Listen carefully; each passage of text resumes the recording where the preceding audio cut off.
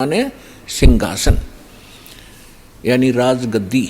तो वहाँ परमात्मा तख्त पर विराजमान है, सिंहासन पर विराजमान है, मनुष्य दृश्य अपने ही उनिहार है, अपना सृजनहार। महापुरुषों ने जिनको भगवान मिले हैं, जो जिन महापुरुषों के हृदय कर दास नाम गिनाता है, उनके शुभ नाम आपको सुनाता है। फिर सुना देता हूँ क्योंकि महापुरुषों के नाम लेने से पुण्य लगते हैं। आदरणीय मुल्कदास साहिब जी को, आदरणीय धर्मदास साहिब जी को, आदरणीय मुल्कदास साहिब जी को, आदरणीय नानक साहिब जी को, सिख धर्म के प्रवर्तक को, आदरणीय दादू साहिब जी को, आदरणीय गरीबदास साहिब जी गांव छुडानी जिला झज्जर हरियाणा वाले को, आदरणीय गीसा दास साहिब जी गांव खेखड़ा जिला बागपत हो गया है उत्तर प्रदेश वाले को, आदरणीय स्वामी रामानंद जी काशी के पंडित ब्राह्मण थे, विद्वान कहलाते थे। परमात्मा उनको मिले, सचखंड दिखाया, फिर वापस छोड़ा। इन सभी महापुरुषों को परमात्मा ऐसे ही मिले हैं जैसे उनके गुण हैं, उनको आकर मिलते हैं और फिर उन अपने से परिचित करा करके जहाँ परमात्मा रहते हैं उस सारी व्यवस्था को दिखा करके फिर वापस छोड़ते हैं बॉडी में, ताकि ये मेरे गवाह बने, एफिडेविट लिख देंगे कि कैसा है भगवान। तो आदरणीय गरीबदास साहिब जी ने कहा कि हमरे ही उनिहार है अपना सृजनहार। उनिहार माने हमारे जैसी उसकी आकृति है, ऐसा उनका आकार है अपने सृजनहार का। तो इस प्रकार वो परमात्मा मनुष्य दृश्य है। वहाँ एक बहुत बड़ा गुम्बद बना हुआ है मंदिर नुमा, उसके सेंटर में परमात्मा का तख्त है, सिंहासन है, सिर पर छत्र है। जैसे आप इस दास के ऊपर ये आर्टिफिशियल बना रखा है भक्तों ने, ये देख रहे हो। और परमात्मा का वहाँ प्रकाश जो पूरे शरीर का बहुत ज़्यादा है।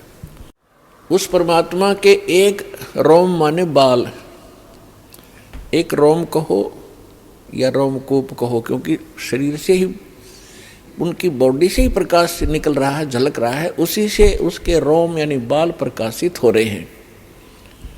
करोड़ सूर्य मिला दे, करोड़ चंद्रमा, तो भी एक रोम यानी बाल का प्रकाश ज्यादा होगा। तो इतना तेज है उस परमेश्वर का।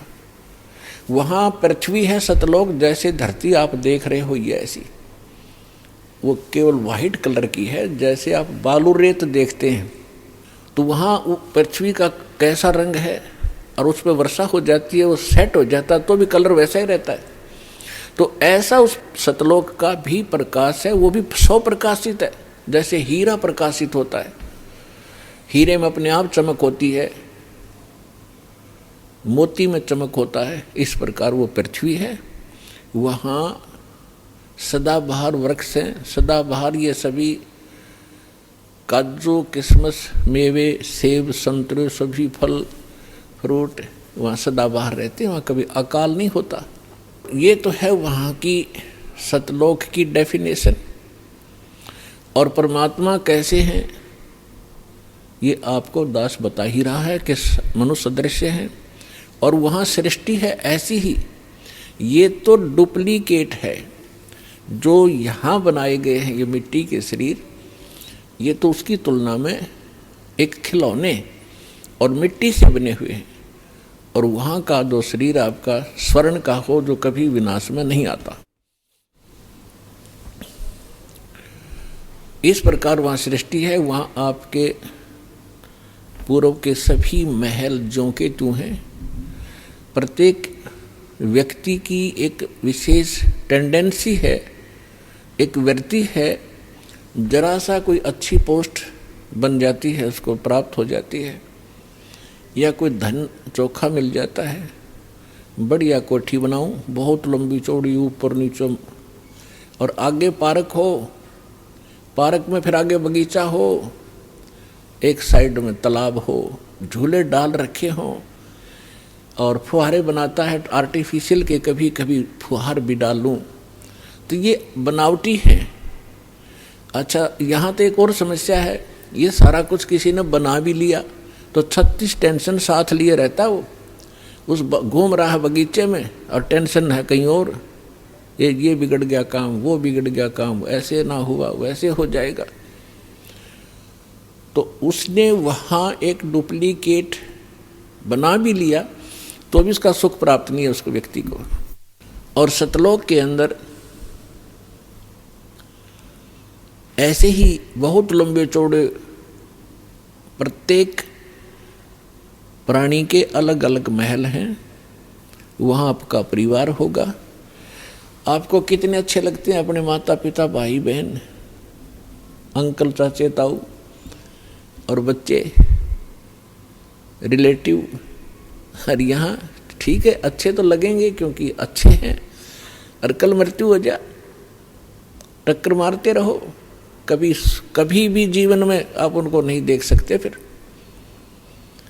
तो ये अच्छा लगते हुए भी व्यर्थ है, और वहाँ जाओगे आपके सारे सुख होंगे, वहाँ कभी मृत्यु नहीं होगी।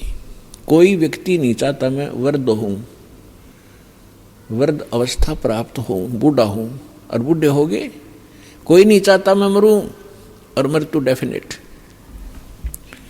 तो ऐसी धारणा क्यों आपकी? क्योंकि आप पहले ऐसे लोक में रहते थे जहाँ ना वृद्ध अवस्था है और मृत्यु नहीं है। वहाँ ये 5 तत्वों का बना हुआ पुतला नहीं है, इसमें कभी बीपी हाई है, कभी लो है, कभी राग खींच रहा है, कभी द्वेष। राग द्वेष वहाँ होता है जहाँ समानता नहीं होती, और वहाँ समानता है एक परमात्मा को छोड़कर। सबके एक जैसे बॉडी हैं, एक जैसा सबके महल हैं, एक जैसा खान पान है, कोई उसमें अंतर नहीं, और कोई अभाव नहीं किसी वस्तु का। तो राग द्वेष और इस तरह के जो रोग होते हैं ये किसी त्रुटि के कारण होते हैं। तो आप जी उस स्थान को छोड़कर गलती से यहाँ आ चुके हो, और यहाँ आपका कोई ठिकाना नहीं। जिन महापुरुषों को परमात्मा मिले उन्होंने बताया है, आगे गए ना बावड़े, बावड़े माने वापस नहीं आए। पहले जो चले गए उन्होंने आकर बताया नहीं हमारे साथ क्या बीती, और रहते भी सब जाही, बिन साहेब की बंदगी कहीं ठोर ठिकाना नहीं। पहले चले गए, उनका तो पता नहीं क्या बुरा हाल हुआ या अच्छा हुआ, उन्होंने तो कोई आके हमें संदेशा दिया ही नहीं, और ऐसे ही शेष हैं वो चले जाएंगे। तो गरीबदास साहिब जी कह रहे हैं कि बिन परमेश्वर की भक्ति कहीं ठोर ठिकाना ना। जैसे आज कोई प्रधानमंत्री है किसी कंट्री का, वैसे तो सुख नाम की यह चीज नहीं है, पर हमने उसको घना बड़ा मान रखा है क्योंकि हम जीव संज्ञा में हैं। और कल वो प्रधानमंत्री सतभक्ति नहीं करता है और मृत्यु को प्राप्त हो जाता है, तो कहाँ गया वो सुख? आगे क्या होगा इन बच्चों को पता नहीं जो खिलौनों से खेल रहे हैं।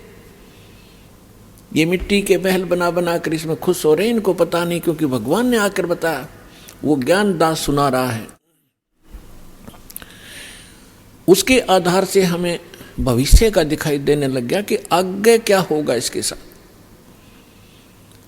उसके विषय में परमात्मा ने बताया है कि कबीर हरि के नाम बिन ये राजा रसब हो, रसब माने खच्चर, जिसपे अच्छा वजन लोड कराया जाएगा गद्दे की तरह बोरे में। राजा रसब हो और माटी लदे कुमार के, और घास न डाले कोई। गधे के साथ एक और समस्या होती है, सारा दिन काम को मार लेता है, शाम को बनी में छोड़ देता, घास खुद चर के आता है बाहर, फिर उसका कान फिर पकड़ लाता जब काम की आवश्यकता होती है। तो पुण्यात्माओं, परमात्मा ने ये जो ज्ञान दिया है आपको सतर्क करने के लिए दिया है, ना कि किसी की इंसल्ट करने के लिए। आप बालक हो, वो परमात्मा है, आप उसकी आत्मा हो, उसके बच्चे हो। अपने बच्चों को समझाने के लिए परमात्मा ने ना जाने कितने छल छिद्र करने पड़ते हैं, किस प्रकार के ज्ञान आपको सुनाने पड़ते हैं, क्योंकि आपने काल की भांग पी रखी है। कबीर ये माया अटपटी, सब गट आने अड़ी, किस किस को समझाऊं ये कुए भांग पड़ी। जैसे कोई शराब के ठेके पर आपने देखा हो कभी, चाहे 20 आदमी घूटी ला कर आ रहे हो सामने, सबकी एक जैसी भाषा, एक जैसी चाल, एक जैसी बोली रहेगी। तो हमने इस काल की इस त्रिगुणमयी माया की भांग पी रखी है। यहाँ के इन तीनों गुणों के दबाव से हम जो जो कार्य यहाँ चाहते हैं, करते हैं, यह भांग है। और सभी एक जैसी वृत्ति होगी, क्योंकि सबने एक का कुएं की भांग पी रखी है। वो ज्ञान सुनने को मिला ही नहीं आपको। अब ये ज्ञान मिला है जो इस भांग को उतारेगा, ये एंटीबायोटिक है। और ये ज्ञान सतगुरु ही दे सकता है, और सतगुरु परमात्मा ही होता है। 600 वर्ष पहले परमात्मा स्वयं आए थे, वो सतगुरु भी थे, परमात्मा तो वो थे ही थे। और फिर उन्होंने कहा था कि जब गरीबदास जी का पंथ होगा 12वां पंथ, उसमें काल अपना जाल जरूर फैलाओगा, लेकिन 12वें पंथ में परमात्मा ने कहा था हम फिर आएंगे। अब परमात्मा नहीं आए तो दास बेच दिया अपना, वही पावर, वही ज्ञान दास के अंतःकरण में फीड कर दिया, जो दास आपको आज वर्षा कर रहा है उस अमृत ज्ञान की।